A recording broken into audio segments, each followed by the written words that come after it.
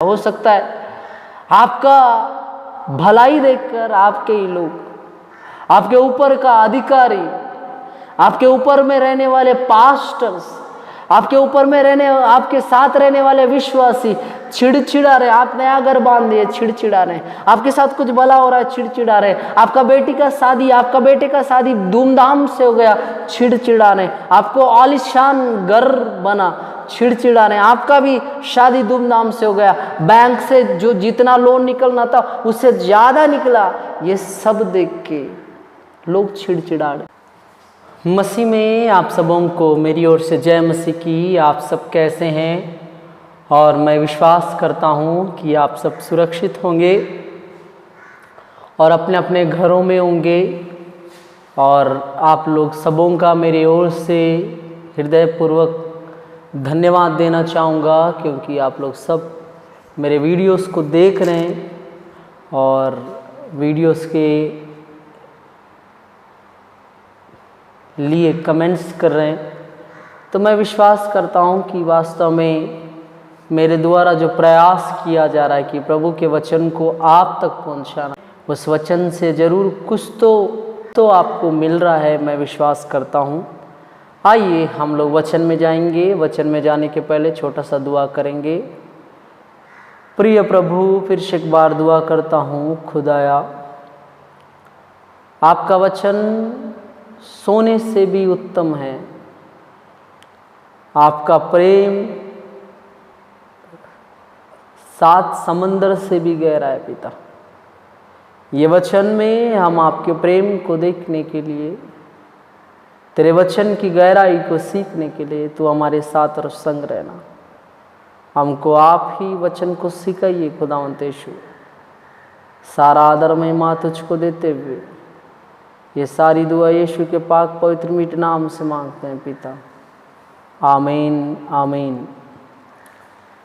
देखिए मेरे प्रियो, आज हम लोग लूका रचित सुसमाचार उसका 13वां अध्याय उसका 10 से 17 तक थोड़ा थोड़ा हम लोग सीखेंगे। सप्ताह के दिन वह एक आराधनालय में उपदेश कर रहा था। वहाँ एक स्त्री थी जिसे 18 वर्ष से एक दुर्बल करने वाली दुष्टात्मा लगी थी और वह कुबड़ी हो गई थी और किसी रीति से सीधी नहीं हो सकती थी। देखिए, हम लोग इस वचन में कुछ आत्मिक बातों को सीखेंगे। सबसे पहले जब यीशु मसीह संसार में थे, तब सप्ताह का दिन बोलने से शनिवार सैटरडे और विश्राम दिन 7वां दिन यीशु मसीह आराधनालय में उपदेश कर रहे थे, परमेश्वर के वचन को बता रहे थे। और जब लोगों को परमेश्वर का वचन बता रहे थे, वहाँ एक स्त्री थी जिसे 18 वर्ष से एक दुर्बल करने वाली दुष्ट आत्मा लगी थी। यहाँ पे एक स्त्री है जिनका नाम लिखा नहीं है। वो स्त्री का समस्या क्या है? पिछले 18 साल से उनको एक दुष्ट आत्मा पकड़ के परेशान कर रहा है, दुर्बल कर रहा है, बलहीन कर रहा है, उनके अंदर का बल को ले रहा है। आज मैं आपसे यही विषय में बात करना चाहता हूँ। देखिए मेरे प्रिय लोगों, यहाँ पे परमेश्वर हमको क्या सिखाना चाहता है। यीशु मसीह उपदेश कर रहे, वहाँ पे एक स्त्री है जिसको दुर्बल करने वाली दुष्टात्मा पकड़ी है।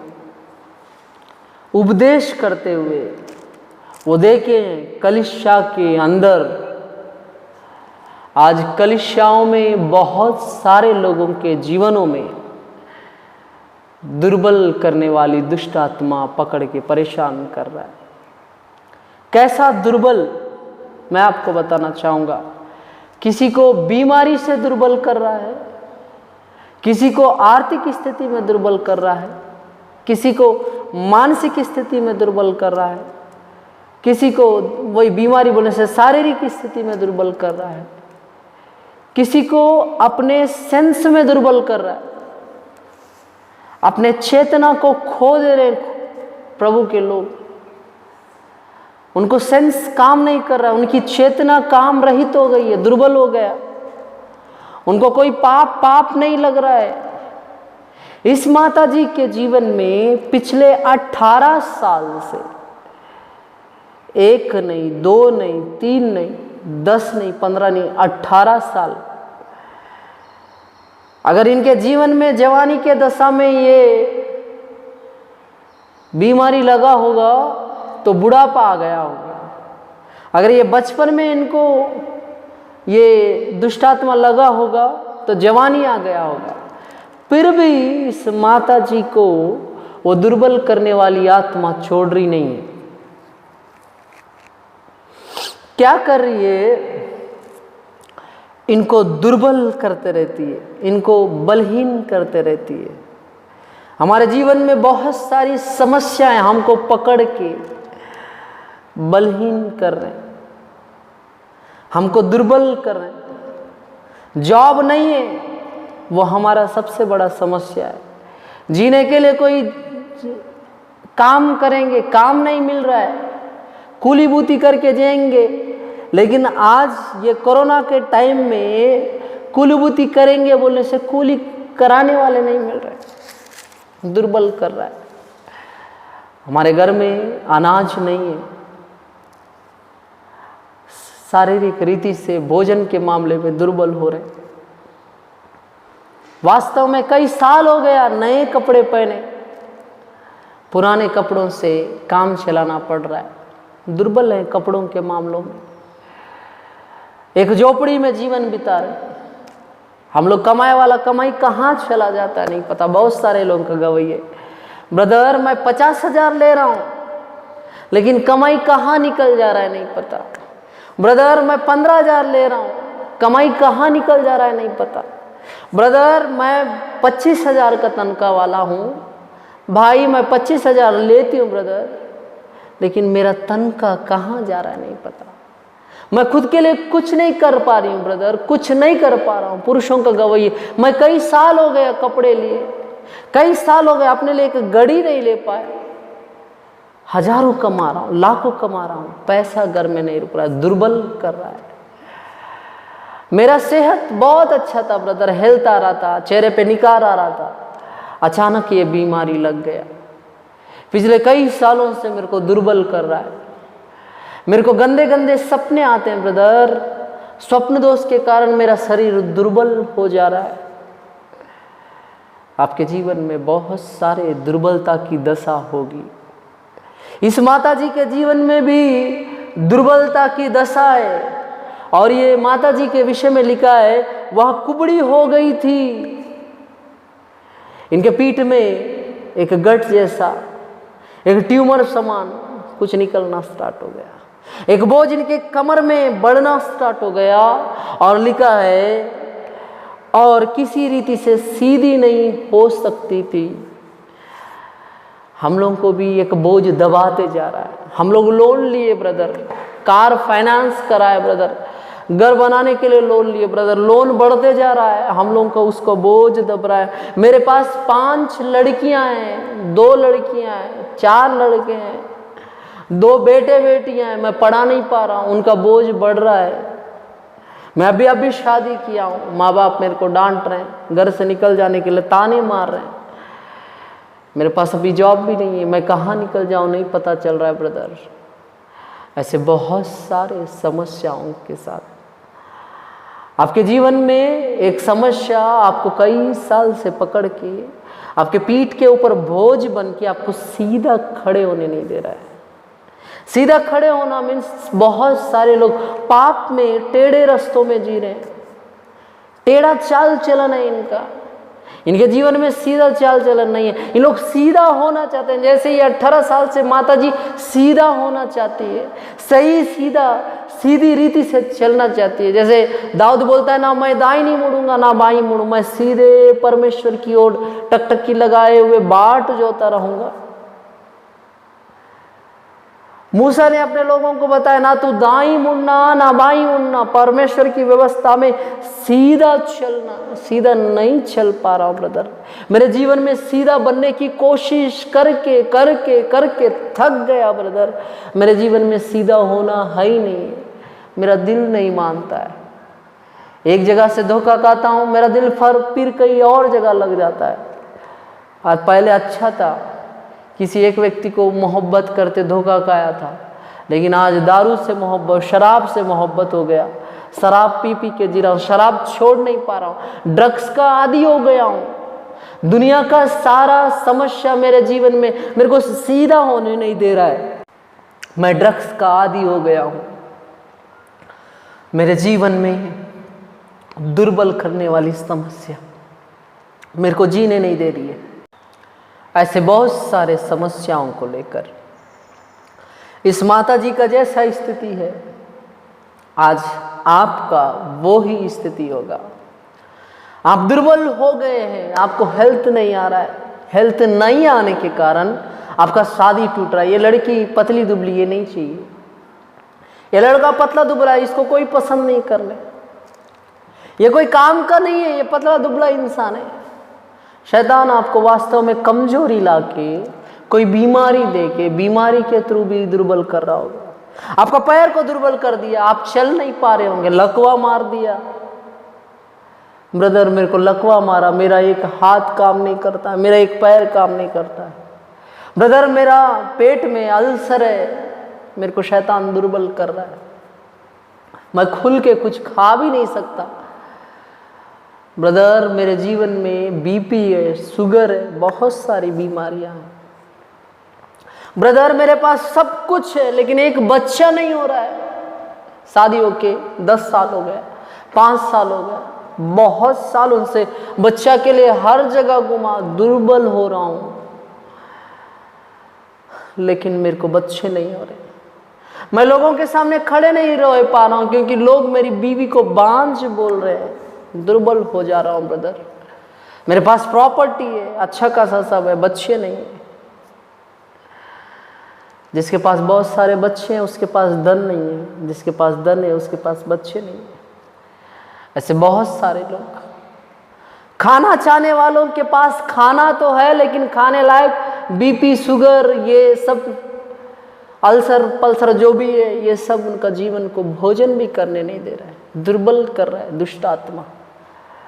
हर बीमारी, हर समस्या इस माता जी को 18 साल से दुर्बल करने वाली दुष्ट आत्मा पकड़ के उस खुबड़ीपन में, उस सीधे नहीं होने की दशा में जीने से आज बहुत सारे लोग बीमारियों के कारण, आर्थिक तंगी के कारण, विवाह नहीं होने के कारण, बहुत सारी समस्याओं में, बच्चे नहीं हो रहे, घर नहीं बन रहा है, लोन लिए लोन पटा नहीं पा रहे, जॉब से कमाया वाला पैसा कहाँ जा रहा है नहीं पता। ऐसी बहुत सारी समस्याएं आपको दुर्बल कर रही होंगी।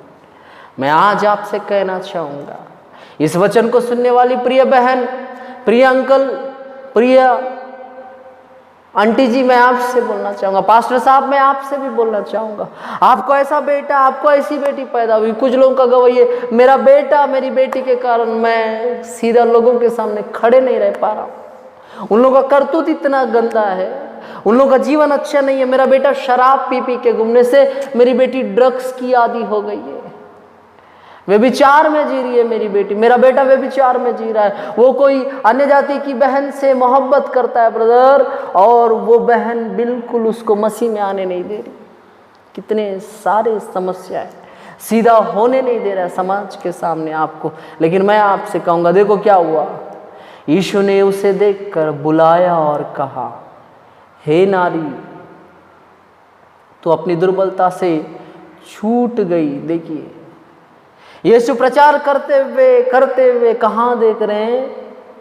उस दुर्बल स्थिति में रहने वाली माता जी को, उस दुर्बल स्थिति में रहने वाली बहन को, उस दुर्बल स्थिति में रहने वाली दयनीय एक औरत को देख रहे हैं। और ये माता जी के जीवन में क्या, ये दुर्बलता के कारण यीशु मसीह उनको बुला रहे हैं। मेरा यीशु मसीह आज ये वचन के थ्रू आपसे भी बात कर रहे हैं। आप फाइनेंशियली बहुत ज़्यादा समस्याओं में, खाने के लिए खाना नहीं है, पहनने के लिए कपड़ा नहीं है, रहने के लिए घर नहीं है, घूमने के लिए साइकिल भी नहीं है, कोई बात नहीं।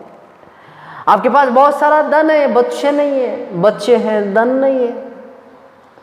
आपके पास खाने के लिए बहुत खाना है, लेकिन आपका बीमारी आपको सुकून से 2 वक्त की रोटी खाने नहीं दे रहा है। वो आधे पका वाला आइटम मन खा के थक गए हैं। आप जॉब कर रहे हैं, लेकिन आपका पैसा नहीं आ रहा है, आप समस्याओं में हैं। आज वही यीशु जो आज से 2020 साल पहले जो मेरा यीशु इस संसार में आया था, उपदेश करते हुए इस माता को बुलाए वाला यीशु आपको भी बुला रहा है। आपके समस्याओं को देखकर, आप जिस समस्याओं में, उस समस्याओं में रहने के कारण आपको देखकर आपको यीशु मसीह बुला रहे हैं। और क्या लिखते हैं, हे नारी तू अपनी दुर्बलता से छूट गई। कुछ भी नहीं बोला। बेटा तू चंगा होना चाहती है, नहीं पूछे। बेटा आपके जीवन से समस्या जाना चाहते हैं कि नहीं पूछे, लेकिन सिर्फ ये बोले, हे नारी तू अपने दुर्बलताओं से छूट गई।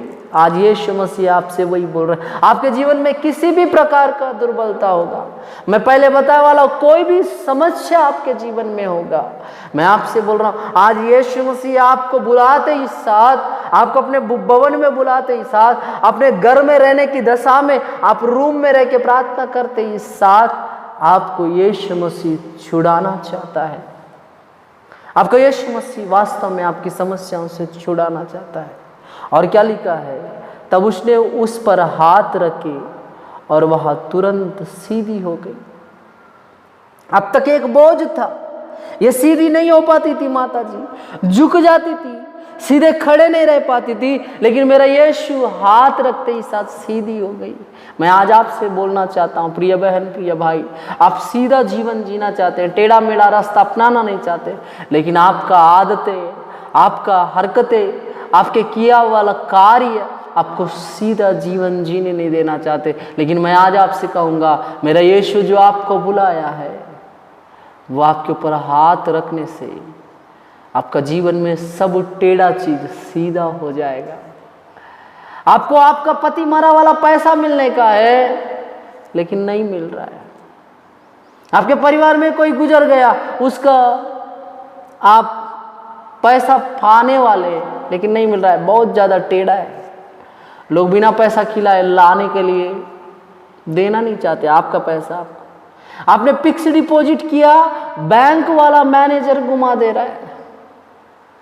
आपने किसी को पैसा दिया, वो पैसा दिया वाला व्यक्ति आपको घुमा रहा है, टेढ़ा है वो व्यक्ति थोड़ा सा, कोई चिंता का बात नहीं। मेरा परमेश्वर आपके जीवन में हाथ रखते ही साथ आपका हर हरकत सीधा हो जाएगा, आपके जीवन का सारा समस्या सीधा हो जाएगा।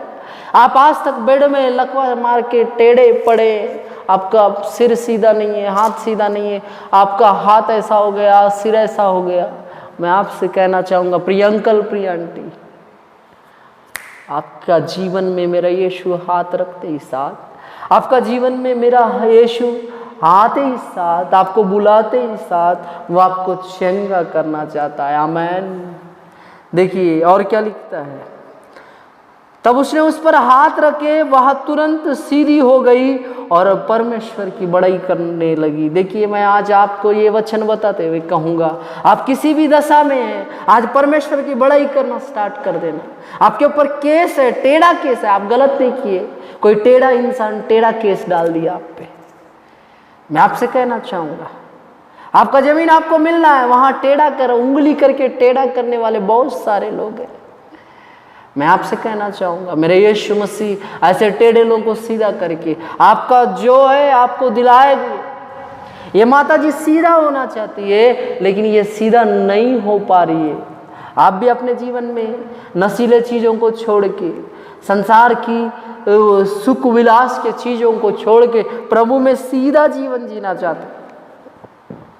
लेकिन आज मैं आपसे कहूँगा, मेरा यीशु मसीह आज आपको सीधा करना चाहता है। मेरा यीशु मसीह आपको सीधा करना चाहता है। और देखो, इसलिए कि यीशु ने सप्त के दिन उसे अच्छा किया था। आराधनालय का सरदार रिसिया कर कहने लगा, 6 दिन है जिसमें काम करना चाहिए, अतः उन ही दिनों में आकर चंगा हो, परंतु सप्त के दिन में नहीं। यह सुनकर प्रभु ने उत्तर दिया, हे कपटियों, क्या सप्त के दिन तुम में से हर एक अपने बैल या गधे को तान से खोलकर पानी पिलाने नहीं ले जाता? तो क्या उचित ना था कि यह स्त्री जो अब्राहम की बेटी है, जिसे शैतान ने 18 वर्ष से बांध रखा था, सबके दिन इस बंधनों से छुड़ाई जाए?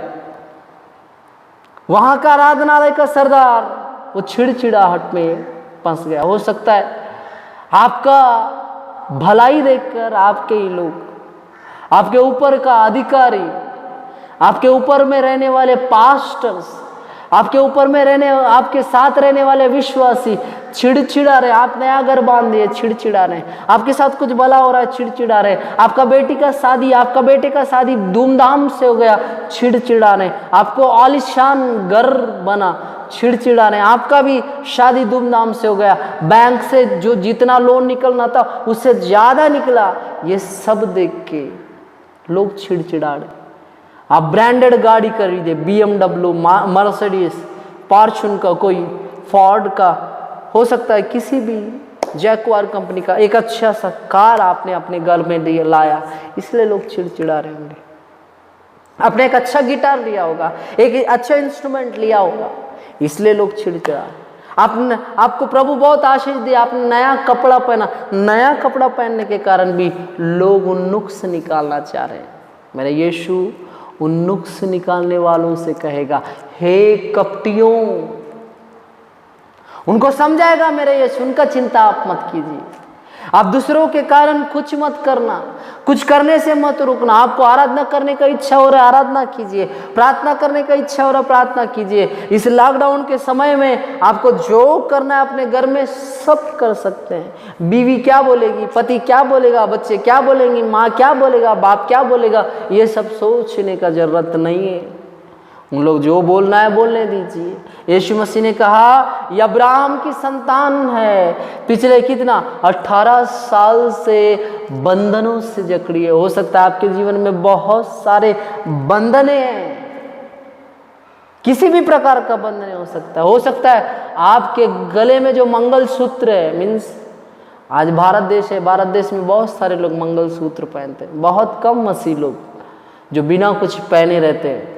बहुत सारे लोग रिंग पहन रहे, मंगलसूत्र पहन रहे, कुछ भी पहन रहे। ये मंगलसूत्र बांधा वाला ही आपको बंधनों में रख रहा होगा। आपको रिंग पहनाया वाला ही ब्रदर, बहन जो भी है, आपको समस्याओं में रख रहे होंगे। आपके माता पिता आपको समस्याओं में रख रहे होंगे। आपकी सासू माँ, आपके ससुर जी आपको बंधनों से जकड़े होंगे। आपका अधिकारी आपको बंधनों में जकड़ के होगा। मैं आज आपसे कहना चाहूँगा, मेरे यीशु आज आपका बंधने तोड़ना चाहता है। मेरे यीशु आपके हर एक बंधनों को जड़ सहित तोड़ ताड़ के जलाना चाहता है। और यीशु क्या बोले, सप्त के दिन इस बंधन से छुड़ाई जाती। जब उसने ये बातें कही तो उसके सब विरोधी लज्जित हो गए और सारी भीड़ उस महिमा के काम से जो वह करता था आनंदित हुई। मेरा परमेश्वर आपके जीवन में महिमा का काम करना चाहता है। आप गवाह बनना चाहते हैं, आपका परेशानियों को यीशु मसीह के सामने रखिए। आप परमेश्वर का गवाह बनना चाहते हैं, आपका गवाही सुन के लोग महिमा करे परमेश्वर की, तो आपको उस निर्बलताओं से चंगा होने के लिए प्रभु के सामने आना पड़ेगा। आप सोच के देखिए, अगर वो परमेश्वर के भवन को उस दिन नहीं जाने से क्या चंगा हो पाती?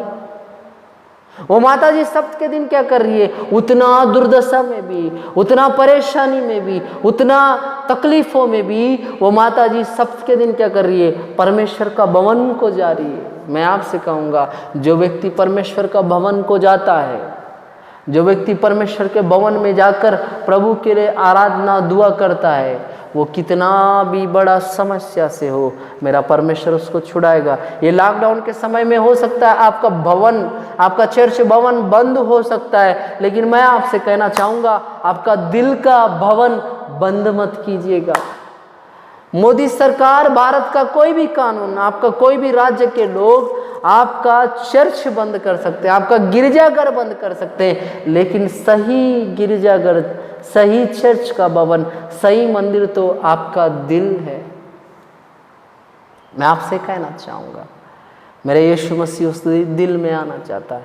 प्रिय बहन, प्रिय भाई, प्रिय अंकल, प्रिय आंटी, आपका समस्या जितना भी हो, आपके विरोधी लोग लज्जित होने का दिन आ रहा है, क्योंकि इस माता जी के विरोधी में जो थे, यीशु मसीह के विरोध में जो थे, वो सब लज्जित हो गए करके लिखा है। मैं आज आपसे खुल के कहना चाहता हूँ, आपके विरोधी लोग भी लज्जित होने का टाइम आ रहा है। आपको कुछ करने का जरूरत नहीं है, आपको प्रभु के सन्निधि में बैठने का जरूरत है, परमेश्वर को दिखने लायक अपने भक्ति को ले जाने का जरूरत है। और मेरा यीशु मसीह आपको हर समस्या से, हर टेढ़ा मार्ग से, हर टेढ़ा जीवन से सीधा करेगा। आइए हम लोग अपने आंखों को बंद करें, हम लोग प्रार्थना करेंगे।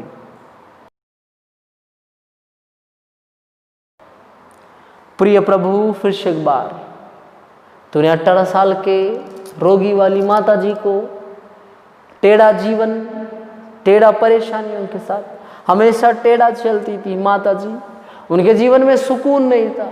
18 साल से वो रोगी थे। खुदावंत यीशु, तूने 1 सेकंड में उनको ठीक किया। ये वचन सुनने वाले प्रिय बहनों को, भाइयों को, अंकलों को, आंटियों को मैं प्रार्थना करता हूँ, उनके जीवन में जो बोझ है, इस 18 साल वाली माता जी के जीवन में कुबड़ापन आ गया, उनके पीठ में कुछ ना कुछ गठ जैसा निकल गया होगा, ऐसा एक बोझ इनके पीठ में भी होगा पिता। नौकरी का समस्या, घरवार का समस्या, घर वालों का समस्या, घरवाली का, घर वाले का समस्या, घर के बच्चों का समस्या, चर्च का पिता परमेश्वर, जॉब का समस्या, किसी भी प्रकार का बैंक का लोन का समस्या, ओ फाइनेंस का समस्या, ओ हालेलुया, शादी का समस्या, चंगाई का समस्या, ओ बीमारी का समस्या, किसी भी प्रकार का समस्या होगा खुदावंत यीशु, इनके जीवन में जिस भी समस्या से ये जूझ रहे, यीशु के नाम से उनका समस्या दूर हो जाए, इनके विरोधी लोग लज्जित हो जाए खुदावंत यीशु। हाँ, इन लोग कुछ करने का जरूरत नहीं, इनको देने वाले आशीष से लोग जानने पाए कि तू कैसा आशीष देता है, इनका जीवन बदल जाए खुदावंत यीशु। सारा आदर महिमा तुझको देते हुए ये सारी दुआ यीशु के पाक पवित्र मीठे नाम से मांगते हैं पिता, आमीन आमीन। आप सबों को जय मसीह की। मैं बस सिर्फ इतना कहना चाहूँगा, आपको मेरा वचन वास्तव में अच्छा लगा, लोगों तक भेजिए। क्या पता कौन सा वचन किन का जीवन में काम करे, क्या पता कौन सा वचन किन के जीवन को बदले। दया करके मेरा गुजारिश है आपसे, मेरे वचन वास्तव में आपको अच्छा लगने से लोगों तक शेयर कीजिए और सब्सक्राइब कीजिए, क्योंकि सब्सक्राइब करने से मेरे को बार बार आपको मैसेज करने का ज़रूरत नहीं पड़ेगा, ऑटोमेटिक मेरा वचन का लिंक आपके पास आ जाएगा। सबों को जय मसीह। प्रभु आपको आशीष दे।